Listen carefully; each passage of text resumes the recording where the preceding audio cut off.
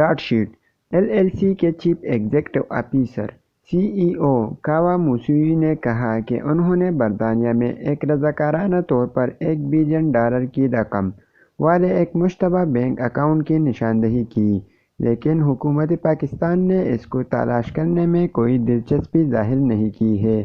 جمعہ کو BBC اردو کو انٹرویو دیتے ہوئے ایک سوال کے جواب میں انہوں نے کہا کہ وزیر اعظم عمران خان کی حکومت کو معلوم ہے کہ مشتبہ اکاؤنٹ کس کا تھا، تاہم وہ انٹرویو کے دوران شناخت کرنے سے قاصر رہے۔ براڈ شیٹ کے CEO نے کہا کہ وہ پاکستانی سیاسی شخصیات کے بیرون ملک اثاثوں کا سراغ لگانے میں اپنی خدمات پیش کرنے کے لیے حکومت سے بات چیت کر رہے ہیں، تاہم انہوں نے الزام عائد کیا ہے کہ برسر اقتدار حکومت کے نمائندے نے اکاؤنٹ کے بارے میں بات کی ہے۔ یہ اصطلاح برصغیر میں اکثر کک بیک کے لیے استعمال ہوتی ہے۔ بینک اکاؤنٹ کی نشاندہی کرنے پر انہوں نے کہا کہ اگر کوئی معاہدہ طے پا جاتا ہے تو وہ شریف خاندان کے خلاف اکٹھے کیے گئے ثبوت پاکستانی حکومت کے حوالے کر سکتے ہیں۔ موسوی کے مطابق سابق صدر اور chief of army staff general Pervez Musharraf خاص طور پر نواز شریف، بینظیر بھٹو اور آصف علی زرداری کے بیرون ملک اثاثوں کا سراغ لگانے میں دلچسپی رکھتے تھے تاکہ مبینہ طور پر پاکستان سے لوٹی گئی رقم واپس لا سکیں، لیکن ہم کسی ایسی سیاسی جبر کا حصہ نہیں بننا چاہتے تھے جو مشرف اس وقت کرنے کی کوشش کر رہے تھے۔ لہٰذا ہم نے واضح کیا کہ ہم ان تینوں شخصیات کے بعد ہی نہیں جائیں گے۔ انہوں نے کہا کہ قومی احتساب بیورو نیب اور پاکستانی حکومت کے ساتھ معاہدہ طے پایا ہے اور انہوں نے ان 3 شخصیات سمیت 200 افراد کی فہرست سونپ دی گئی ہے۔ موسوی نے کہا کہ معاہدے کے مطابق نیب نے انہیں مطلوبہ دستاویزات فراہم کرنا تھیں، جس کی بنیاد پر براڈ شیٹ کو ان افراد کے بیرون ملک رکھی گئی مبینہ بدعنوانی کی رقم کا سراغ لگانا تھا اور اس رقم کو واپس پاکستان لانے میں مدد کے لیے ثبوت بھی فراہم کرنا تھا۔ انہوں نے دعویٰ کیا، نیب نے ہمیں بتایا کہ ہمارے پاس فنڈز نہیں ہیں، آپ رقم خرچ کریں، ان لوگوں کی اثاثوں کا سراغ لگائیں، چوری شدہ رقم کی وصولی میں ہماری مدد کریں اور ہم آپ کو اس برآمد شدہ رقم کا 20% کمیشن دیں گے۔ موسوی نے کہا کہ وہ نواز شریف کی مبینہ غراضت رقم کا سراغ لگا رہے ہیں اور مبینہ طور پر متعدد بینک اکاؤنٹ سے متعلقہ شواہد حاصل کر چکے ہیں، جن میں سے بہت سے کو منجمد کر دیا گیا تھا۔ آپ کو ہار کی کہانی معلوم ہے جو جنیوا میں خریدی گئی تھی۔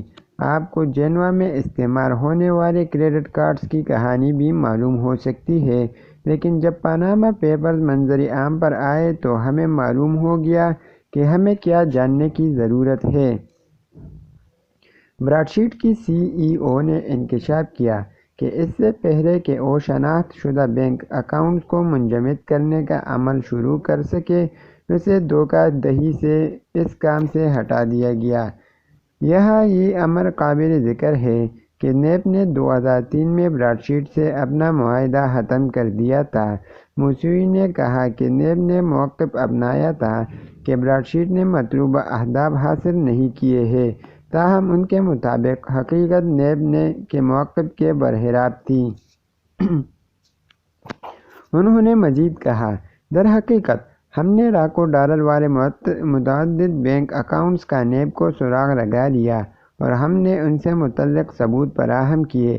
ہم نے ان سے متعلقہ حکومتوں کو بھی رقم کی وصولی کے لیے تحریری درخواست داخل کرنے کو کہا تھا۔ انہوں نے دعویٰ کیا کہ براڈ شیٹ نے سابق وزیر داخلہ آفتاب خان شرپاؤ سے تعلق رکھنے والے ایک بینک اکاؤنٹ کے بارے میں نیب کو ٹریس کر کے آگاہ کیا ہے، جس کی رقم ریاست ہائے متحدہ امریکہ کے نیو جرسی میں $1 لاکھ ہے، واپس پاکستان لایا جائے۔ کیا آپ جانتے ہیں کہ نیب نے کیا کیا؟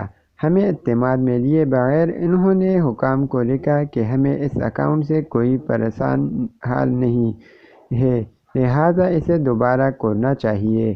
اس کے بعد یہ رقم واپس لے لی گئی اور شیرپاؤ کو وزیر داخلہ بنا دیا گیا۔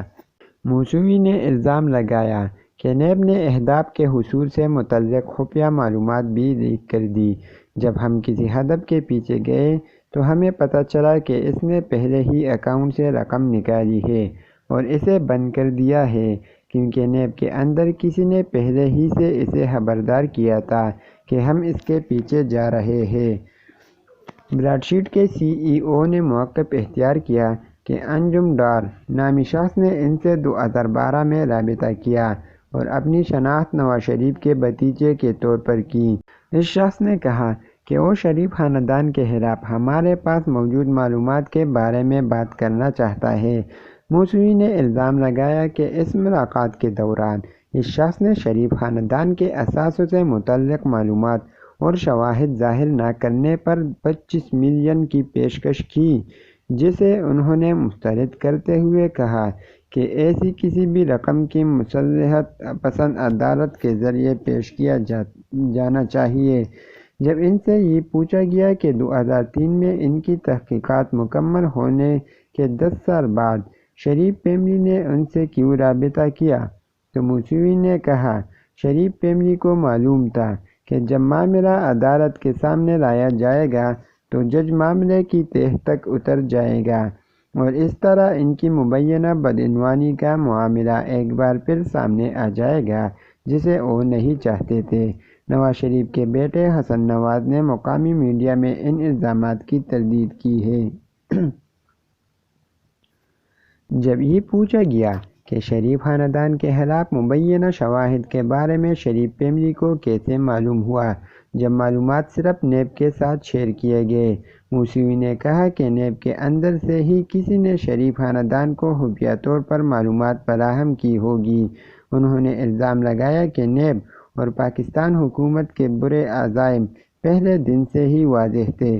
انہوں نے مزید کہا جب ہم بیرون ملک نواز شریف کی دولت کی تلاش کر رہے تھے تو پرویز مشرف نے انہیں جہاز میں بٹھایا اور سعودی عرب روانہ کر دیا۔ موسوی نے کہا کہ انہوں نے معاوضے کی رقم کو کم کرنے کے لیے بات چیت کے دوران 2018 میں پاکستانی حکومت کے ساتھ کام کرنے کے اپنے ارادے کا اعادہ کیا ہے، تاہم مذاکرات میں شامل کم ہی افراد اپنی کٹ کروانا بھی چاہتے تھے۔ انہوں نے نامعلوم اہلکار کے حوالے سے بتایا ہم آپ کو نیا معاہدہ کرائیں گے لیکن ہمیں کتنا ملے گا؟ انہوں نے کہا کہ اس کے بعد تمام باتیں فوراً ہی رک گئیں۔ انہوں نے الزام لگایا لیکن انہوں نے مزید کہا کہ ہم نے انہیں بتایا کہ ہم معاوضے کی رقم کے بارے میں بھول جائیں گے، آئیے اس پر دوبارہ کام کریں۔ ہم نے معاہدہ بھی تیار کر لیا تھا لیکن عمران خان کی حکومت میں شامل چند عناصر نے ایک بار پھر کوشش کو سبوتاژ کیا۔ کام دوبارہ شروع کرنے کے لیے حکومت سے بات چیت میں ہے۔ موسوی نے کہا کہ سن 2019 میں لندن کے ایک کیفے میں ایک اجلاس کے دوران انہوں نے پاکستانی حکومت کے نمائندگوں کو ایک مشتبہ بینک رقم کے بارے میں بتایا جس میں $1 ارب کی رقم تھی، تاہم ان کے نمائندوں میں سے ایک نے ان سے پوچھا کہ وہ اس معاملے سے کتنا کمیشن نکالیں گے۔ حال ہی میں پاکستان میں حزب اختلاف کے کچھ جماعتوں نے وزیر اعظم کے مشیر برائے احتساب بیرسٹر شہزاد اکبر پر یہ نمائندہ ہونے کا الزام عائد کیا ہے، تاہم موسوی نے واضح کیا کہ یہ شخص شہزاد اکبر نہیں تھا۔ انہوں نے کہا میں عمران خان کو جانتا ہوں۔ انہوں نے مزید کہا کہ وہ ایک ایماندار آدمی ہے اور لگتا ہے کہ وہ جاری احتساب کی مہم میں بھی سنجیدہ ہے، تاہم مجھے نہیں معلوم کہ وہ یہ کام کرنے کے قابل ہے یا نہیں۔